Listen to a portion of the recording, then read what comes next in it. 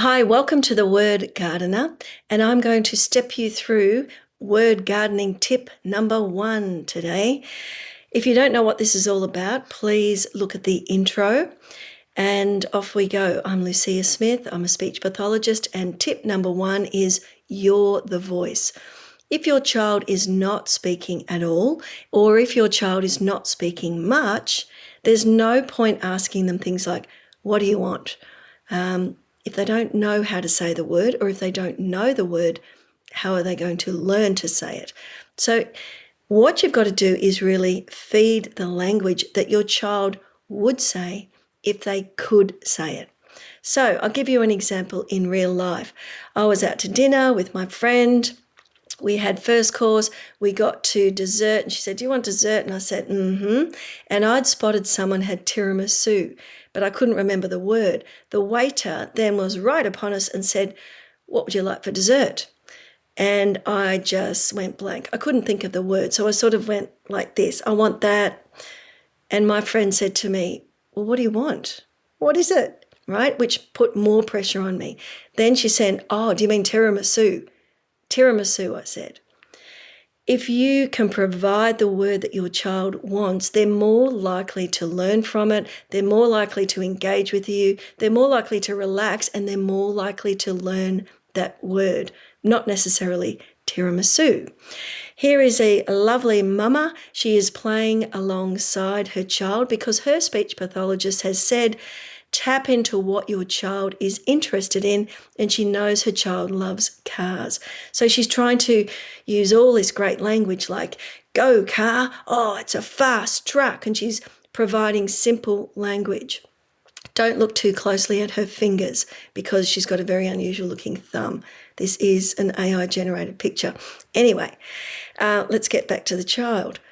Really, the child is interested not in doing the type of play mum's doing. He's interested in lining up these cars. He thinks this is great. He's probably going to be a great engineer.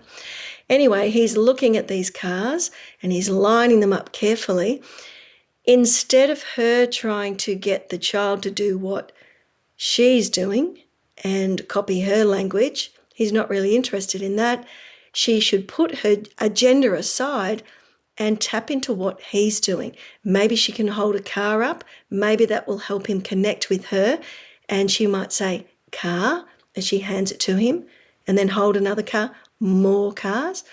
If he starts to point to each car, maybe she could say something like red car, orange car, yellow truck, whatever. But to follow what that child is engaged in is so much healthier for word growth. Alrighty, so often children will communicate about stuff that they want. It might be an object that they want, it might be food they want, or it might be something they want done. Let's have a look at some examples. Levi has some paper and you know he wants to cut it because he loves cutting. He comes up and he does a cutting gesture to you. All right.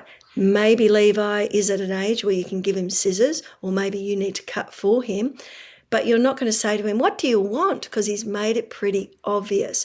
You are going to say cutting or cut, or maybe you say scissors, and then you give him the scissors if that's the right thing to do. This doesn't always mean that you let the child have whatever he wants or she wants, right? Here's another example. Sim looks up at the fridge and says, yo-ya, and that's how he says yogurt, right? He does have one word. It's not a clear word, but he has yogurt. Yo-ya. He's already had one yogurt today and he can't have another one. So it doesn't mean you just say yogurt and give it to him. You're following his lead. You're listening. You know he wants a yogurt. So you say, yogurt, you want a yogurt. You've already had one, no more yogurt, and then you might offer him something else. So it's all about observing a child carefully, listening and guessing what they want, and thinking if they could say something, what would they be saying? And then that's what you should be saying. All right, here's another example. You're sharing a book with Harley. You point to a cow and say moo because your speech pathologist has told you that animal noises can help speech come along. Harley, however, has spotted some mud in the picture. He points to it, he holds his nose and says, yuck, right? All right, he's got one word.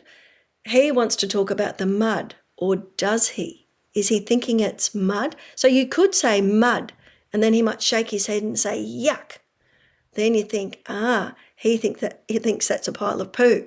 So it's probably better to say the word yuck, poo. Then you might even be able to say cow poo. You can sort of tie it into what you want to talk about, draw the attention back to the cow.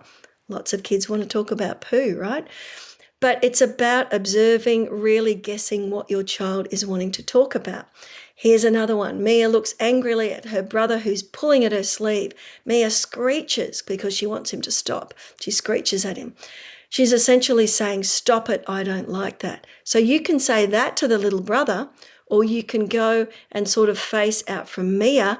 You could even help Mia hold up her hand into a stop sign, and you can say, stop it, I don't like it, or just plain old stop, depending on where your child's language is already at. Okay, last one. You hide Joe's ball behind your back. You know, he loves his ball and he's been playing with it. Now he starts looking for it under the couch, in the toy box. If he could say something, what would he be saying right now? That's what you should try and say. You might say, where? Where is it? Where's the ball? Okay, you're going to give simple language. So it's not always about the object name. Sometimes it is about encouraging those early question words. And one of the earliest ones is where? Where is it? You'll find lots of young kids start to say that when their speech or their communication starts to emerge. All right, so today we have covered word gardening tip number 1, you're the voice. And we will endeavour to look through all of those other tips. Remember, it's not that you just tick off this one and think, oh yeah, I did that the other day. What's the next one? There's a lot of overlap. You can start to incorporate them all together.